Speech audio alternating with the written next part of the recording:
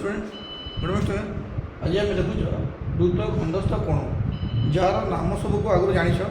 कौटा कौ कोण कह जाए किंतु आज तार परिमाण संपर्क जाना कौ कोण परिमाण केते आउ गोटे कोणटा केते डिग्री हम ता संपर्क में आलोचना करवा तत्संगे तार सहित संपर्कित गोटे उपाध्याय को आम आलोचना करवा। बर्तमान देख मन करा जाऊ गोटे चाप अच्छी एठार देखुच AXB चाप AXB चाप तो ये AXB चाप केन्द्रस्थ कोण रहा कौन AOB कोण आम जदि AXB चापर डिग्री परिमापक केते कहले कौन कहवा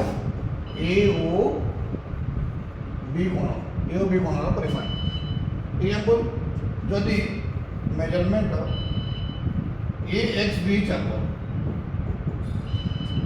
चापर डिग्री परिमापक 60 डिग्री है मन करा जाऊ तो आमर AOB कोण इक्वल टू केते डिग्री हो से 60 डिग्री हम यहाँ हम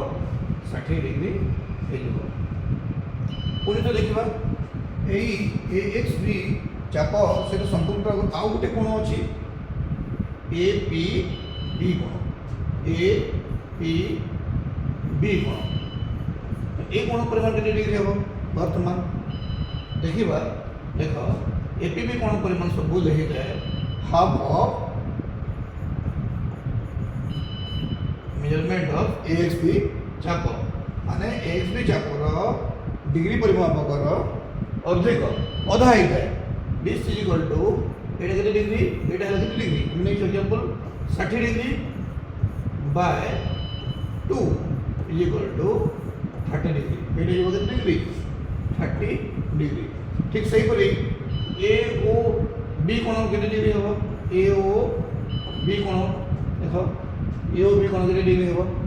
AOB कोण हो जिवो देखो AQB कोण